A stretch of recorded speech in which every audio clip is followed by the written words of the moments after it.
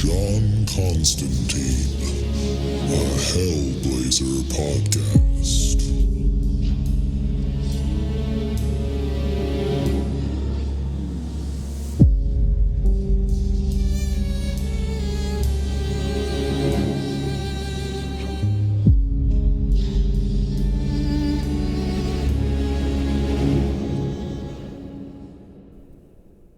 Hey there, everybody, and welcome back. Before we get into the episode, just want to let you know that this is the free version of the podcast, and all that means is that we are way behind where I'm at in Patreon. So if you are loving this podcast and you need more John Constantine in your life, definitely go check us out at patreon.com/planes, trains, and comic books and sign up for the Hellblazer tier, where you'll get access to the entire Hellblazer library that I've recorded so far. And also you'll get access to the exclusive episodes of the Planes, Trains, and Comic Books main podcast. So if any of that sounds good to you, definitely go over to patreon.com/planes, trains, and comic books, all one word, and sign up there. And with that out of the way, let's get into the issue. Today we are reading Hellblazer number 61, and just a little catch up on what's been going on. In the last couple of issues, we've had a storyline where a demon known as the First is trying to get back at John.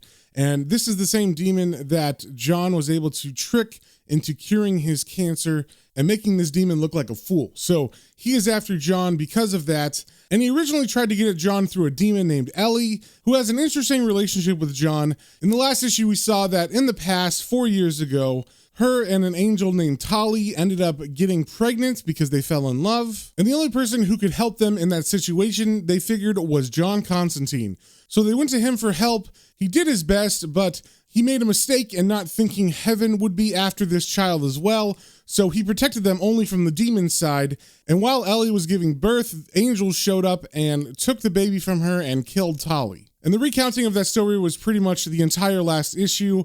Nothing was resolved with the First yet. He is still after John, and that is where we're going to pick up in this issue, issue 61. And first things first, we got the cover here. We see John is leaning against a building very casually. His sleeves are rolled up on his long sleeve shirt, and it just generally looks very disheveled with buttons missing and also pulled out of his shirt. It's also covered with blood in places, and we see in his right hand there is a straight razor blade, and there's also blood on that and his hand as well. And he's got an interesting face. It looks like he's just kind of staring into the middle distance, like he's just seen some shit and he's dealing with it. And we also see on the cover that this is written by Garth Ennis with art by William Simpson and Mike Barreiro. And we start off on the first page inside of Kit's apartment, where John is just kind of lounging around, watching her as she draws on a sketch pad. And as John watches her, it seems like she maybe gets the feeling that someone is watching her, and she turns back to look at John, and he is in fact staring at her, and she gives a smile and says, "What are you thinking?" And John replies, "How lucky I am." And then Kit gives a sly smile and puts down her sketch pad and pencil, and she walks over to him and straddles him on the couch and says, "You don't know the half of it." And then they proceed to make out on the couch as she passionately kisses him. Then we cut to John's demon friend Chantinelle, who is waiting at a bar for John to arrive. And she's just sitting at a table alone, drinking by herself. And she's just thinking back to some of the stuff that's happened in the last couple issues. But at the moment, she's thinking about John and also how lonely she is compared to him. And so her narration is saying, "He's okay. He's got someone. I've been along for so long now. It's cold. Tali. His smile was like the morning, and his eyes were pools of dew. I remember holding him and kissing him and making love in limbo while the world left us alone." And then we get a nice full-page spread of her angel lover, Tali, giving her a very full embrace where he's actually surrounding her with his wings as well. And it just looks like they're both perfectly content in this moment. And we also see the name of this issue is called She's Buying a Stairway to Heaven. Of course, referencing the classic Led Zeppelin song, Stairway to Heaven. And this full-page spread of them embracing is the beginning of a flashback that recounts her memories from when she and Tali first had an encounter, and then the aftermath of that. And we're seeing Tali ask, "You are pregnant?" And of course, he's speaking to Chantinelle, and you can tell this is the moment that she dropped the big news on him, and you can tell by her body language that she was unsure of his reaction and what it would be, and also a bit like she's maybe ashamed or something. So as he walks up to her, she asks, "What will we do, Tali?" And he replies, I don't know. And she turns to look at him and says, "We cannot keep this hidden. Our masters will sense the child the moment it is born and slaughter us both. we will have to flee. And Tali doesn't like the sound of that, and he says, I could not bear to leave heaven, Chantinelle. You don't know what it would be like for me. And she gets very defensive at this because he said that in a very stupid way. So she replies to him, no, but then I'm just a demon. And Tali tries to recover, saying, I didn't mean that. And then she actually lets it go, which is weird because she's a demon, so you'd think she would hold stuff against people. But I guess she's in love, and she says to him, you're an innocent, Tali, an innocent idiot. You don't know. Riza's sunsets on the black horizon, a sinner's scream in a silence like ice, the caress of dead skin in the cowl of the night. Is it my fault that I like those things? That I was made as I was? That my heaven was hell? And then it seems like Tali understands, and he says, I'm sorry, my sweet. We both have lost our homes. All we have now is each other. And for me, that is paradise enough. Then we leave Ellie in the bar with her thoughts, and we cut to hell, where Triskele is looking out at the sunset and hell, I guess. And she says, sundown.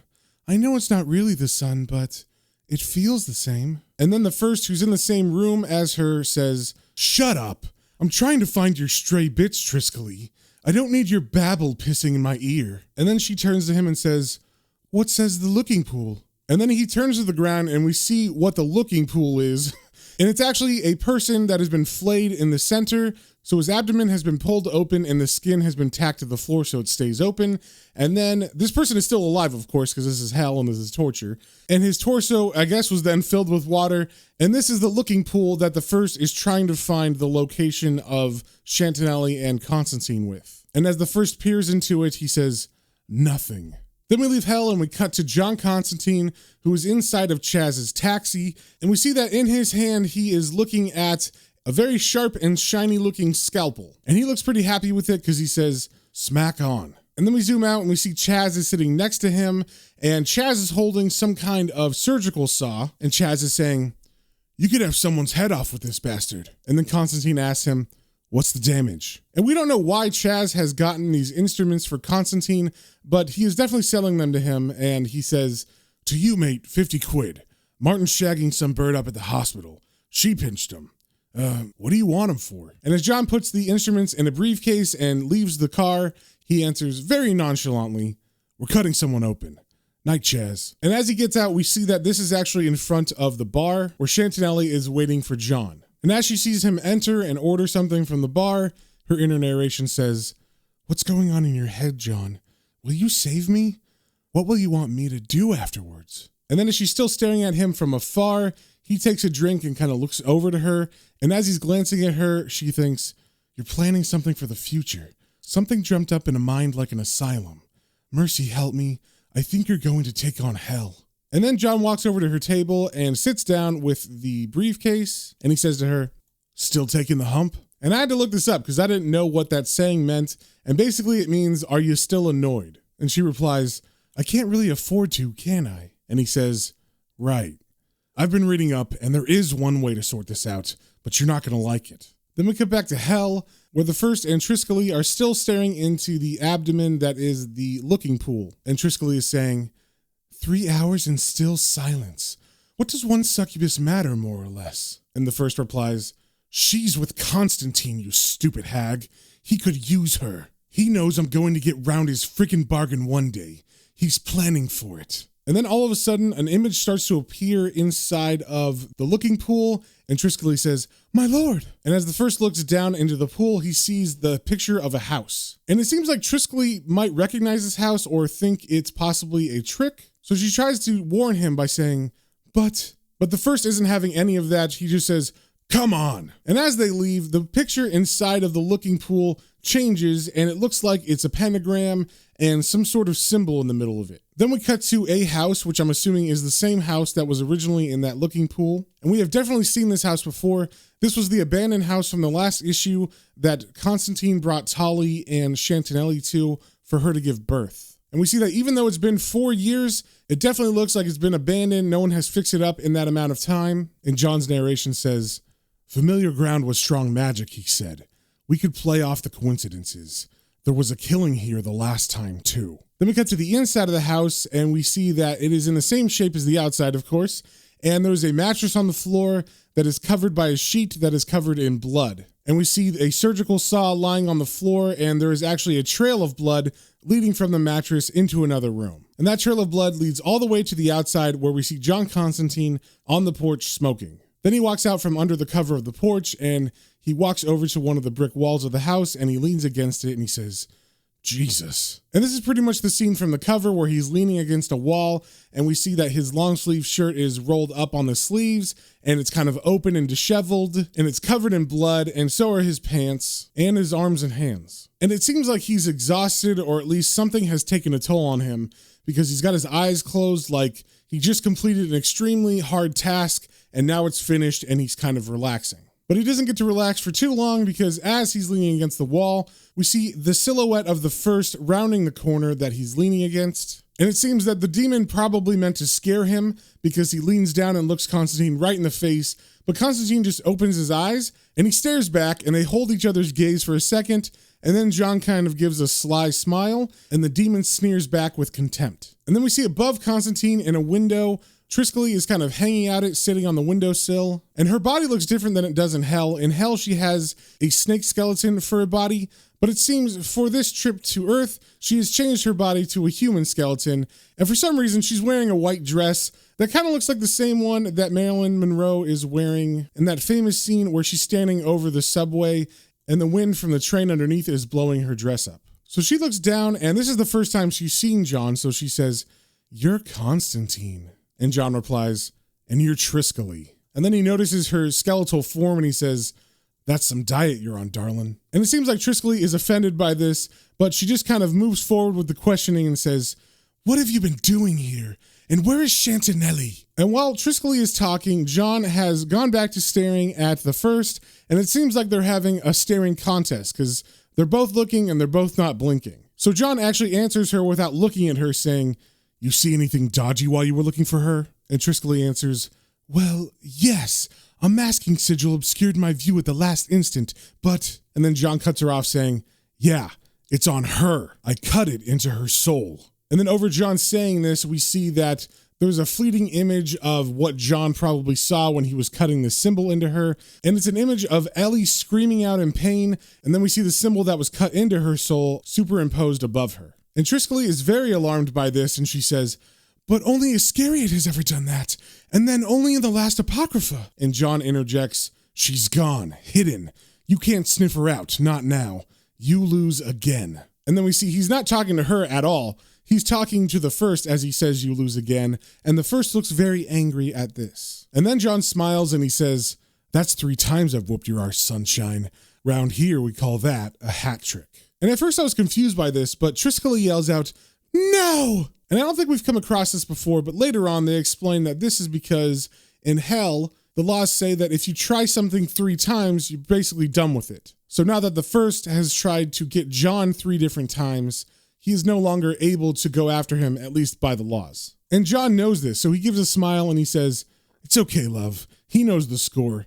He does me in now, and he'll be eating shit for the rest of eternity." And then the first, of course, becomes furious, and he begins to clench his fists, and it seems like he's powering up, ready to give a killing blow to Constantine. But then he pauses because he remembers he hasn't figured out how to kill John yet and get around the deal that they made. And as he pauses, John teases, "You're not ready yet, are you?